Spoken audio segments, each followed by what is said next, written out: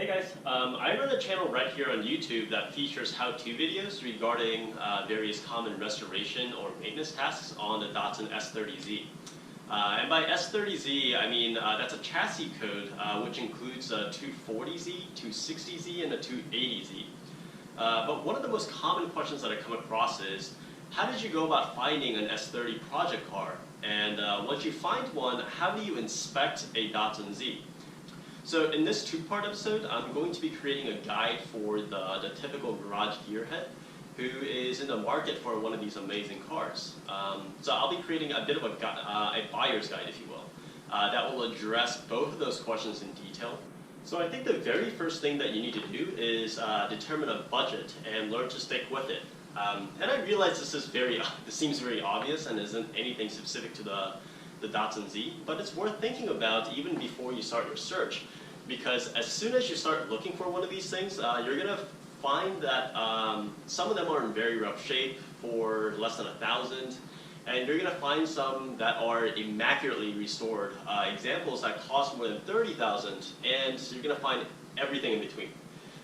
So generally speaking, your sweet spot as a weekend garage mechanic, again, if you're not a professional restorer, is going to be around $5,000 to $10,000, which should get you a relatively rust-free project car that already runs fairly decently. So the trick here is to find a Z that comfortably fits within your budget without you being really kind of unrealistic about your mechanical abilities. And here's what I mean by that. Your budget should consist of two parts: the money that you're willing to spend to purchase the project car to begin with, and the money that you're willing to put in to fix a car and to get it into the condition that you actually want it in. And that second restoration budget includes things like parts, tools you don't already have in your garage, and especially the cost of any professional labor that you'll need to pay to do things that are outside of your skill set, which can be things like rust repairs, body repairs, upholstery work, paint jobs, machine work, and all of these things can really add up and blow up your budget really quickly. So here's a general rule. Purely in terms of cost, it'll make more sense to just buy the car that is already close to the condition that you want it in than to buy a cheaper car and attempt to fix it up to that condition. And that's purely in terms of cost. That's why veteran restorers always recommend that you buy the best project car that you can afford. And that's just kind of the harsh truth for us hobbyists and amateurs who can't do everything that it takes to restore an antique vehicle. And yes, I know, we gearheads are trying to find these cars precisely because we want to work and tinker with them. But this still is worth thinking about. So these Zs have really exploded in popularity as of recent, and it's getting pretty impossible to find a rust-free running project car under $5,000. And depending on where you live, it may even be $7,000 to $8,000. So if you are a bit more experienced mechanic and are comfortable buying non-running examples, you could get one for a lot cheaper. But if you're like me, if you're more of a novice mechanic, then you kind of want to stick to running cars. And if you don't have the money to buy a solid rust-free Datsun S30 project car, don't talk yourself into buying a complete headache that you're just going to end up hating and abandoning. There are plenty of other project cars that are out there that can be just as satisfying and rewarding to work on. One good option could be to pick up a Datsun 280ZX, which is a different chassis code. It's called S130, which is pretty similar to the 280Z in a lot of aspects, but it is significantly cheaper because they're not yet considered collectibles. So it's something to chew on. So now that you know your budget, you're going to want to define what I'm going to call the list of non-negotiables. And let's start with this statement. You're not going to be able to find exactly what you want at the price that you want at the location that you want. This isn't like buying a new car. You're going to come across a lot of Zs that aren't exactly what you had in mind, so you'll definitely need to make some compromises. But you need to have a list of definite non-negotiable features, because those features that we're about to talk about aren't really easily changed, or at least cheaply changed.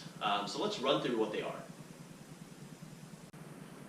So, non-negotiable number one, do you want a manual or an automatic transmission? Most of us gearheads are going to want a manual car, and the price certainly reflects that. I've seen that manual Zs command a premium of anywhere between $2,000 to $5,000 in terms of price, when compared to automatic Zs that are in similar condition. So if you actually prefer an automatic, that's more power to you, and that's awesome since you'll probably find a good Project Z for a lot less. But if you really want a manual car, be prepared to spend the extra money because converting an automatic to a manual is neither cheap nor easy.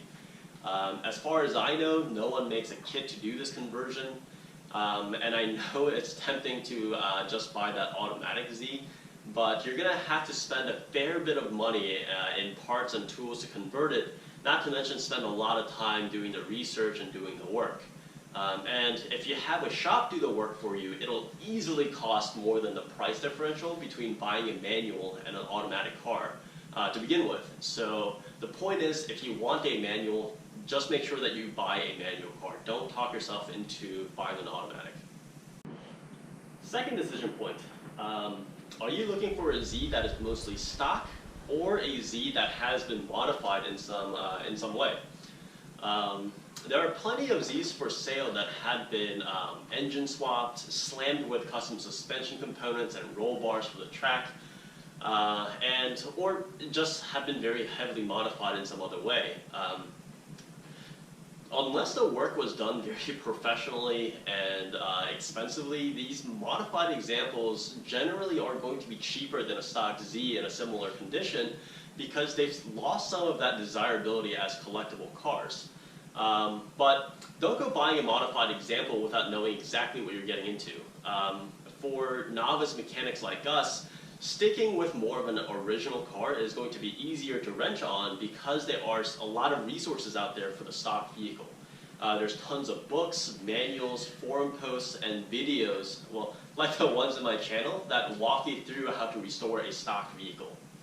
So working on a customized or more heavily modified Datsun Z is going to be a little bit more advanced, but then again, it doesn't mean that you should always walk away from modified Zs if the price is right. If you feel more mechanically inclined, or if something that you would have done anyway has already been done with high quality work, then maybe that modified Z is for you. That being said, if you're less confident about your mechanical abilities, stay away from these heavily modified Zs because you probably don't know what you're getting yourself into. So the last thing, the last non-negotiable that you need to consider is whether you want a 2-seater or a 4-seater. The 280Z actually briefly had a 2+2 version which featured a 4-seater Z. Most of us are going to prefer that traditional 2-seater coupe, but of course some of us want the extra space or the room to bring the kids along when we go out for a drive. The 2+2 versions tend to be cheaper if you're into that. If you're set on buying a 2-seater, be wary because it's not that easy to tell at a glance whether a 280Z has 2 seats or 4 seats, and many sellers don't mention this in their ads. So now that you know your non-negotiable features, next is determining your preferences. This is about knowing what you prefer in a Datsun S30Z, but aren't necessarily deal breakers given other more important factors like price, location, and the general condition of the car.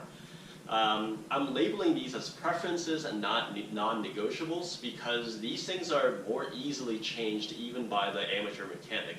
So here's the list. You should know that the 3 models of the S30Zs don't all cost the same. Your 240Zs are going to be the most expensive because it is the most desirable in terms of collectability. 280Zs tend to be the least expensive out of the 3 because it's more common. And it's also the heaviest and the most complicated in the engine compartment. And most people prefer the more minimalistic chrome bumpers on the earlier 240Zs and the 260Zs. But the 280Z does have more power due to the bigger displacement engine and more reliable fuel injection system instead of a carbureted system to make up for that.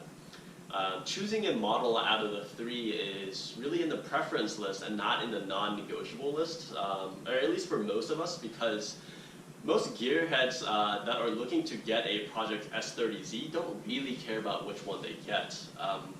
I assume the professional restorers and the resellers will care a little bit more, but these cars are very mechanically similar and identical in many aspects. So I'm going to go over what some of the key differences are between the models in just a second, but you should also do your own research and see which one you would prefer because it does have cost implications.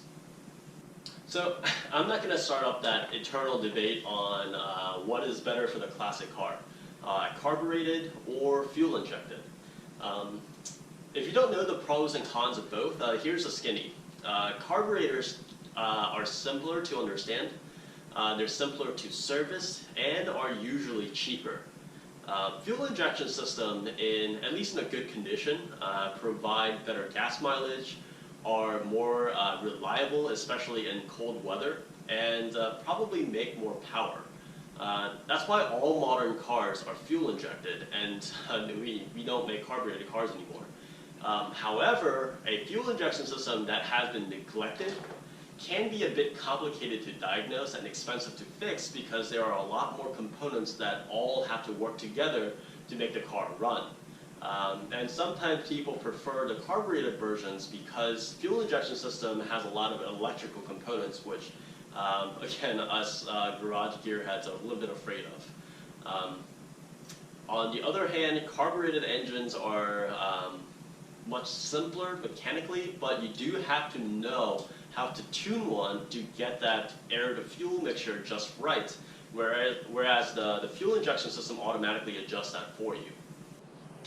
And one more thing, you should know that it's pretty easy to turn a fuel-injected Z into a carbureted one, because there are bolt-on kits that you can buy to do just that. As far as I know, it's not that easy to take a carbureted Z and turn it into a fuel-injected system without swapping the engine, so keep this in mind when you're looking for the project car. So when you start looking at various S30Zs, you're going to see a lot of cosmetic differences. I think most of these things are going to be relatively easy to modify, so this is, again, in the preference section, not in the non-negotiable section, but you should keep an eye out for these items. So the very first thing is the bumpers. Maybe the way that you can most easily tell the difference between 240, 260, and 280Zs. And most people, like I said, prefer the minimalistic chrome bumpers on the 240Zs and the 260Zs than the thick rubber and chrome bumpers that are found on the 280Zs, which you can see actually right here. Datsun put on these really kind of thick bumpers to make the car safer due to new regulations in the 1970s. However, replacement bumpers and brackets are readily available, so it's not that hard to make a 280Z look like a 240Z. But of course, it will cost you, so if you care about the bumpers a lot, keep that in mind. So, wheels. Rarely will Zs have the original wheels, so most of them are going to have some aftermarket wheels. If they're wearing their original shoes, those will command something a little bit extra in the price. And most aftermarket wheels will be anything from 14 to 17 inches, maybe even 18-inch wheels. And getting new wheels for your Z will obviously be at least, probably $500. So factor that into the price of the Z if you feel like you have to change the wheels. Sometime in the last 30 years, it became really popular to cut a hole in the ceiling of the Z to make a sunroof. So some Zs will have it, although most buyers, including myself, don't really like to see that. I've also noticed that Zs can have a lot of differently styled side mirrors, and sometimes they're even mounted on the front fender because apparently that's what some Zs in Japan had. What's another thing? Rear window louvers are also very popular with Zs, and I'm not sure if any Z came with them from the factory. So the final preference. Air conditioning was a fairly popular dealer-installed option for the Datsun S30Z, but it's rare to find one that still blows cold air. the refrigerant that they used back in the 70s is outlawed today, and those AC components are hardly the most reliable parts of the car. Most likely, if the AC is still working, an aftermarket system was probably put in. And if you come across a Z that has the AC components, but it's not working, there's no cold air, I wouldn't assume that it's easily fixable because the system is very, very outdated. And if it's not salvageable, if you really want it, it'll probably cost you around $3,000 to put in a new AC system in your Datsun Z. So determine if you really want AC. So now that we know exactly what we're looking for, where should you start looking? So I'm going to recommend a few places. First is Craigslist, and hopefully I don't need to explain to you what Craigslist is, because it is by far the best source to find local project condition cars.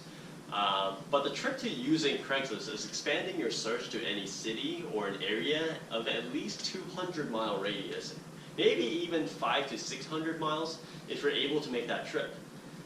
There are a lot of good Project Zs in the countryside, and those sellers don't get as much attention as you would think out there. So making the effort to get out there with cash in hand may give you that best chance to make that great deal. But obviously, this is a kind of a high-risk, high-reward strategy. So here's what I would suggest. So here's what I did.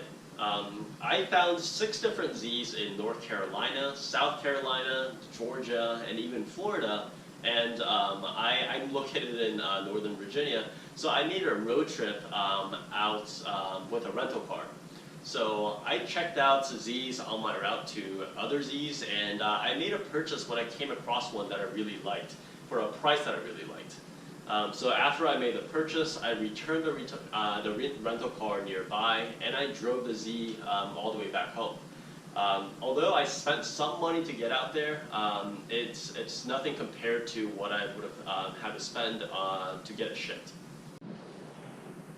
Well, if you're having trouble finding a local Z that you like on Craigslist, Bring a Trailer, or BAT for short, is an amazing car auction site for interesting cars, including many S30Zs. These cars are posted by their owners for about a week-long auction, and anybody with a valid credit card deposit is allowed to participate in the auction. But even more awesome thing is that everyone is allowed to comment on the auction page. So there's a lot of Z experts chatting on the auction pages. So you can ask whatever question that you want, and it'll probably be answered. Again, what's really awesome about BAT is that you can browse through all of the comments that are being made about that specific car, because everybody will be talking about the good and the bad things about that car. So the owners also post very detailed pictures, often posting over 100 photos, and they often respond to photo requests for specific areas. So they also often post videos of the car running. So this is one place where it may be okay to buy a car without inspecting it in person, but I'll talk a little bit more about that later. And the thing about BAT is that I don't think you'll find a great deal on that site because of the site's popularity and accessibility. However, you are also unlikely to make a horrible deal because it is an auction system, and you really only pay what another guy is willing to pay. So if you've just started looking at Zs, I strongly encourage you to check out the site and check out the previous auctions on Zs that have gone through the site, so that you'll learn a lot, I promise, by doing that. So there's a whole lot of other sites like Hemmings.com, Auto Trader Classics, eBay, Cars.com, and websites like that show you a lot of different Zs across the US. And you can find some gems on there too, but keep in mind, as a rule, don't buy a Z, in fact any 40-year-old car for that matter, without inspecting it in person. If it seems too good to be true, it probably is. The Z is no longer a car that is underappreciated. So if the listing is posted on one of these sites, and if the price seems too low, there's probably something that you're missing. Don't ever buy a Z remotely and pay to have it shipped to you. So you need to be able to inspect these cars in person. And speaking of inspecting the Z, that is what the second part of this episode is all about. I'll show you what to check and how to check those things on my own 280Z. So be sure to check that out.